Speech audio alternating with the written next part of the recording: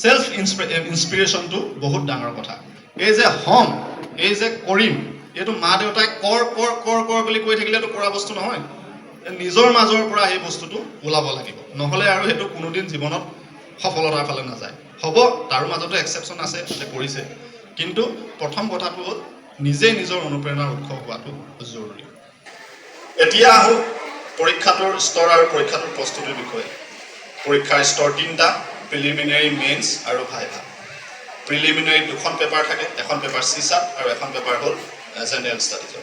General ষ্টাডিজৰ পেপাৰখনত পৰা কাট অফটো উলিওৱা হয় আৰু চিছাটখন কোৱালিফাইং নেচাৰ হয়। কোৱালিফাইং নেচাৰ মানে ন্যূনতম 33% নম্বৰ পাব লাগে, 200 নম্বৰৰ পেপাৰ 66 পাব লাগে তাত। এটা প্ৰস্তুতিৰ ক্ষেত্ৰত মানে এটা কুৱেশ্যন সদায় সন্মুখীন হওঁ যে মোৰ লগৰখিনিয়ে মোক সোধে, তই কেতিয়া পঢ়িলি? সেইদিনা আকৌ নিৰ্মালী বাইদেউ আমাৰ চিকিৎসা সেৱা মোৰ মানে যি ইমিডিয়েট বছ, মোৰ বকতা ক্ষুদ্ৰ প্ৰাথমিক স্বাস্থ্য কেন্দ্ৰৰ বাইদেউ তুমি কেতিয়া পঢ়িলা? এতিয়া সেইটো এটা ডাঙৰ প্ৰশ্ন। এতিয়া এই প্ৰশ্নটো উত্তৰ দিবলৈ গৈ পেলাই মই বাৰে উজুতি খাওঁ। মই এতিয়া কেতিয়া পঢ়িলোঁ সেইটো মই নিজেও নাজানো কেতিয়া পঢ়িলোঁ, পঢ়ি থাকোঁ আৰু মুঠতে। এতিয়া এই কথাটো যে সোধে যে কিমান ঘণ্টাকৈ পঢ়িছা, মই 16 ঘণ্টা পঢ়িলোঁ, 18 ঘণ্টা পঢ়িলোঁ, মই কওঁ এইটো মিছ, এইটো কোনো মানে যুক্তিহীন কথা বুলিয়ে মই কওঁ কেতিয়াবা। মই কেনেকৈ পঢ়িছিলোঁ মই কওঁ, মই যেতিয়া ডিউটি যাওঁ তেতিয়াও কিতাপ লৈ যাওঁ, মন যায় পঢ়ি থাকোঁ, মন নাযায় নপঢ়োঁ। কেতিয়াবা 2-3 দিন নপঢ়োঁ, কেতিয়াবা কিন্তু 5 দিনো পঢ়োঁ। কেতিয়াবা একেবাৰে ডিউটিৰ মাজত নিৰৱচ্ছিন্নভাৱে লাগি থাকিবলগীয়া হয় মই হস্পিটেলৰ কামত, তেতিয়া কিতাপ লৈ যাওঁ বা টেবলেট লৈ যাওঁ, যাৰ যি সুবিধা হয় নিজৰ বহি কিতাপ লৈ যাব পাৰে, পঢ়ি থাকিব লাগে। মানে যেতিয়াই মন যায় তেতিয়াই পঢ়া, আৰু যেতিয়াই মন নাযায় তেতিয়া টিপটপ শুই থাকা, কাহিনী সেইটোৱে। কিন্তু তাত এটা বস্তু লাগিব, কি? ধাৰাবাহিকতা। হয়, মাজতে আপুনি জিৰণি ল'ব পাৰে, কিন্তু কামটো এৰি দিব নোৱাৰিব। সেই কামটোক ধাৰাবাহিকভাৱে কৰি গৈ থাকিব লাগিব। লওক, আপুনি 2 দিন জিৰণি লৈছে লওক, 3 দিন জিৰণি লৈছে লওক, কিন্তু তাৰপিছত আপুনি আকৌ 5 দিন কণ্টিনিউৱাছ পঢ়িব লাগিব। সেইটোহে আচল কথা। ধাৰাবাহিকতা সফলতাৰ অন্যতম চাবিকাঠি, এইটো আপোনালোকে মনত ৰাখি থওক। তাৰপিছত এতিয়া আহোঁ মূল পৰীক্ষাৰ ফালে। মূল পৰীক্ষা দিয়াৰ আগে মোৰো অলপ অসুবিধা হৈছিলে, মোৰ ভৰিটো অলপ ভাগি গৈছিলে, ঘিলাটো ফ্ৰেকচাৰ হৈছিলে, 3 টুকুৰা হৈ গৈছিলে। চ' মই বিচনাতে বহি প্ৰায় 18 দিনমান মই পঢ়ি থাকিবলগীয়া হ'ল। মানুহে ভাবিছে চাগে খুব পঢ়িলে 18 দিন তাত বিচনাত বহি। নহয়, বিৰাট অশান্তি লাগে, পঢ়িবও নোৱাৰি, ভাত খাবলৈও দিগদাৰ হয়, শুবলৈও দিগদাৰ হয়, ভৰিটো প্লাষ্টাৰ এডাল লগাই পেলাই থৈ দিয়ে, এনেকৈ একো কাম নহয়, মিছা কথা। গতিকে মূল পৰীক্ষাটোত পঢ়াৰ আগে সেই কিছুমান সময় অলপ মই কামৰ ফাকে অলপ বেছিকৈ সময় উলিয়াবলৈ লৈছিলোঁ। আৰু বেছিকৈ সময় উলিয়াই যিখিনি জৰুৰী বস্তু আছিলে, আমাৰ ৰচনা পেপাৰ এখন থাকে, GS1, GS2, GS3, GS4, GS5। GS4খন ethics হয় আৰু GS5খন অসম ৰিলেটেড হয়। অসম ৰিলেটেড কথাবিলাক মই চাইছিলোঁ। ৰচনাখনৰ কাৰণে বিশেষভাৱে ফকৰা যোজনা ব্যৱহাৰ কৰাৰ এটা মই কিটিপ লৈছিলোঁ। আৰু মোৰ মা 9ম শ্ৰেণীলৈকে পঢ়া, মায়ে কথাই মানে ফকৰা যোজনা মাতি থাকে। সেইদিনা আমাৰ আৰক্ষী বিষয়া মহোদয় তেতিয়া তাতে আছিলে, তেতিয়া মায়ে কিবা এটা কথাত ফকৰা যোজনা এটা কৈছে, মই কথাটো মনত পৰি পেলাই লগালগ কৈছোঁ যে ৰাইজক যে ৰচনাখন লিখোঁতে মই মাৰ পৰা পোৱা ফকৰা যোজনাখিনি বহুত ব্যৱহাৰ কৰিছিলোঁ, আৰু যিখিনিয়ে মোক বহুত সহায় কৰিছিলে।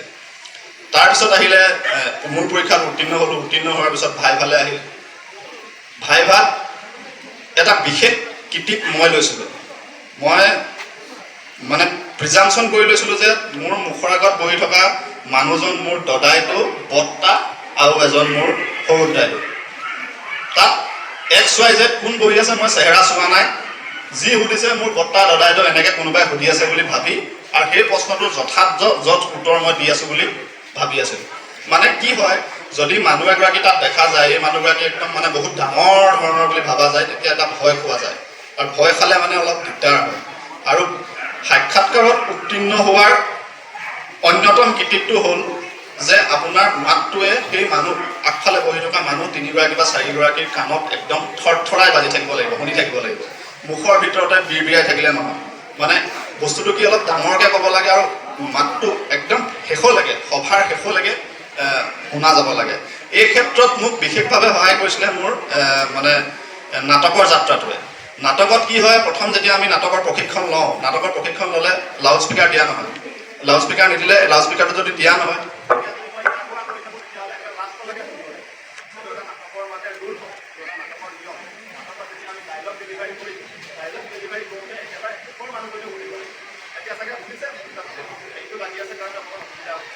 মই কথাটো সেইকাৰণে কৈ পেলাই দেখুৱাই দিলোঁ, যিটোৱে মোক সহায় কৰিছিলে ভাইভাৰ ক্ষেত্ৰত। এতিয়া মই শেষৰ ফালে আহিছোঁ। মোৰ সতীৰ্থ দেৱৰাজেও তেওঁ নিজৰ অনুভৱ ব্যক্ত কৰিব, আৰু মই তেওঁকো কৈছোঁ তেওঁ যিমানখিনি পাৰে আমাৰ ল'ৰা ছোৱালীসকলক দিয়ক। তেওঁ একদম উঠি অহা মানুহ, তেওঁ আৰু বেছি ভালকৈ ক'ব পাৰিব। মই শেষত এটা কথা কওঁ, মই প্ৰকৃতিৰ ধ্বংসাত্মক যিকেইটা ৰূপ আছে, সেই ৰূপকেইটাত মোক কেতিয়াবা মই অনুপ্ৰেৰণা বিচাৰি পাওঁ। এতিয়া আপোনালোকে দেখিছে বতাহ বলি আছে, অকণমান বতাহ বলি আছে, কোনো একো অসুবিধা হোৱা নাই, কোনেও এই বতাহটোক মনত ৰখা নাই বা একো অসুবিধা পোৱা নাই।